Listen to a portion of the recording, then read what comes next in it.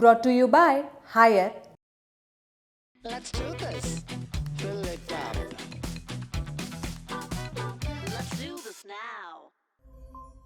सारी की सारी सड़कें प्रियंका गांधी के गाल जैसे जरूर बना देंगे।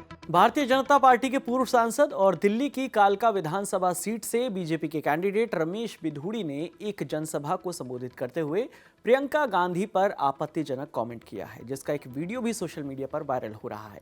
इस वीडियो में रमेश बिधूड़ी कह रहे हैं कि लालू ने वादा किया था कि बिहार की सड़कों को हेमा मालिनी के गालों जैसा बना दूंगा, लेकिन वो ऐसा नहीं कर पाए। मैं आपको विश्वास दिलाता हूं, जैसे ओखला और संगम विहार की सड़कें बना दी हैं, वैसे ही कालका जी में सारी की सारी सड़कें प्रियंका गांधी के गाल जैसी बना दूंगा। कालका जी भी सुधार कैंप के सामने वाली, बराबर वाली, अंदर वाली सारी की सारी सड़कें प्रियंका गांधी के गाल जैसे जरूर बना देंगे। लालू ने कहा था बिहार में कि बिहार की सड़कों को मैं हेमा मालिनी जी के गालों जैसे बना दूंगा।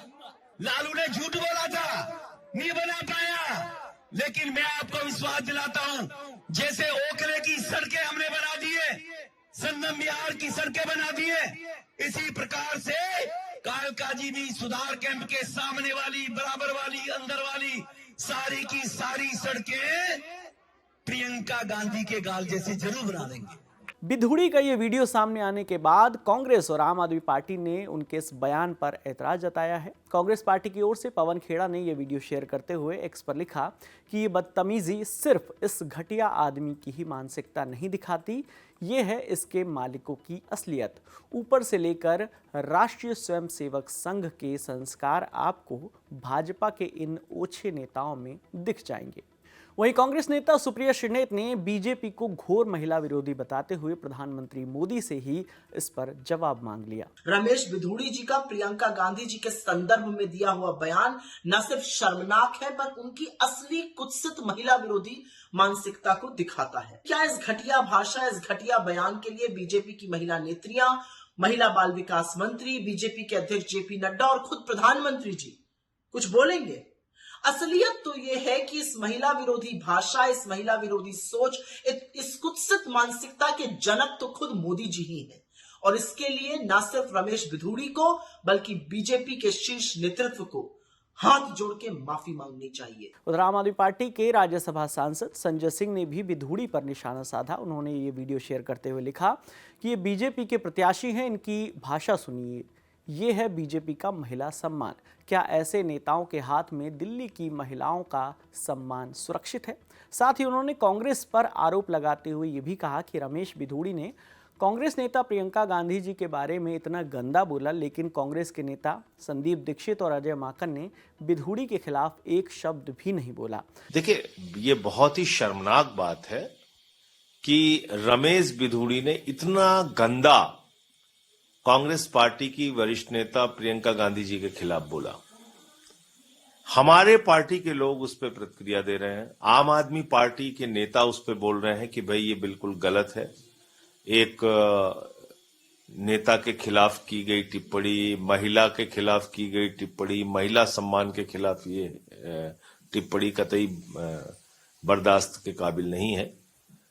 लेकिन बहुत अफसोस की बात है कि कांग्रेस पार्टी के दो नेता, जो अपने आप को बहुत चैंपियन कहते हैं दिल्ली के, एक अजय माकन और दूसरे संदीप दीक्षित, एक बयान नहीं आया दोनों लोगों का। एक बयान। कांग्रेस पार्टी की नेता का अपमान हुआ, इतनी गंदी टिप्पणी रमेश बिधूड़ी के द्वारा की गई। संदीप दीक्षित ने एक शब्द रमेश बिधूड़ी के खिलाफ नहीं बोला। अजय माकन ने एक शब्द रमेश बिधूड़ी के खिलाफ नहीं बोला। तो ये तो बिल्कुल साफ है ना कि कितना गहरा रिश्ता भारतीय जनता पार्टी से इन दोनों नेताओं का है। इनकी हिम्मत नहीं है कि बीजेपी के खिलाफ बोल दें। भाई, आपकी पार्टी की इतनी बड़ी नेता का अपमान हो गया, आप लोग एक शब्द नहीं बोल रहे। ये क्या दिखाता है? ये दिखाता है कि अजय माकन और संदीप दीक्षित दोनों के दोनों मिले हुए भारतीय जनता पार्टी के साथ, और इसी के कारण वो खामोश है इतने बड़े मामले पर भी। बयान वायरल होने के बाद रमेश बिधूड़ी ने भी अपनी सफाई में लालू यादव का हेमा मालिनी के गाल पर दिया गया बयान याद दिला दिया। उनका कहना है कि पहले कांग्रेस लालू यादव के उस बयान पर माफी मंगवाए। 24 में बोला, उसको दोहराया, और हेमा जी के बारे में लालू जी जो इनकी सरकार में मंत्री रहे हैं वो माफी मांगे। वो हेमा जी के बारे में जो लालू जी अलायंस में चलते हैं, ये हेमा जी के बारे में अगर बोला है ऐसे अपशब्द, और प्रियंका गांधी एक विशेष वीआईपी कल्चर खानदान से है। क्या करोड़पति की एक खानदान की बेटी तो महिला है, और एक जनरल परिवार से निकलने वाली हेमा मालिनी वो महिला नहीं है, वो महिला नहीं है। जब दो जगह डिस्प्यूट पैदा होता है तो लोग कहते हैं आपने ये गलती करी, आप इसको रेक्टिफाई करें, दूसरा भी करेगा। आप रेक्टिफाई कांग्रेस करे तो घर भी रेक्टिफाई होगी। हालांकि विवाद बढ़ता देख रमेश बिधूड़ी ने दोपहर 3:33 पर एक ट्वीट किया और उन्होंने अपने इस बयान के लिए खेद जताया। उन्होंने लिखा कि किसी संदर्भ में मेरे द्वारा दिए गए बयान पर कुछ लोग गलत धारणा से राजनीतिक लाभ के लिए सोशल मीडिया पर बयान दे रहे हैं। मेरा आशय किसी को अपमानित करने का नहीं था, परंतु फिर भी अगर किसी भी व्यक्ति को दुख हुआ है तो मैं खेद प्रकट करता हूं। और इस ट्वीट में रमेश बिधूड़ी ने जेपी नड्डा, वीरेंद्र सचदेवा और बैजयंत पांडा को भी टैग किया है। वैसे बीजेपी नेता रमेश बिधूड़ी अपने विवादित बयानों को लेकर अक्सर चर्चा में रहते हैं। इससे पहले 21 सितंबर 2023 को संसद में विशेष सत्र चल रहा था। इस दौरान बिधूड़ी ने बसपा के सांसद दानिश अली पर अभद्र टिप्पणी की थी।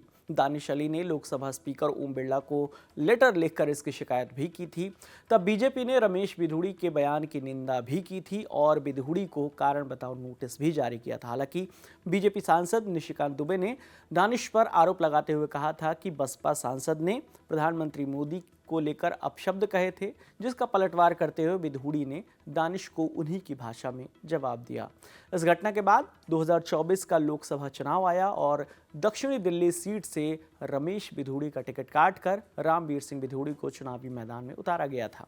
वहीं 4 जनवरी को दिल्ली विधानसभा चुनाव को लेकर भारतीय जनता पार्टी की पहली लिस्ट आई, जिसमें 29 उम्मीदवार थे और इसमें बीजेपी ने रमेश बिधूड़ी को कालका जी से मुख्यमंत्री आतिशी के खिलाफ उतारा है, जबकि कांग्रेस ने यहां से अलका लांबा को टिकट दिया है। खैर, चलते चलते आपको ये बता दें कि चुनाव आते ही नेता जिस भाषा का इस्तेमाल करते हैं उसे देखकर ऐसा लगता है कि जैसे मर्यादा और शिष्टाचार को इस चुनाव में टिकट मिला ही नहीं है।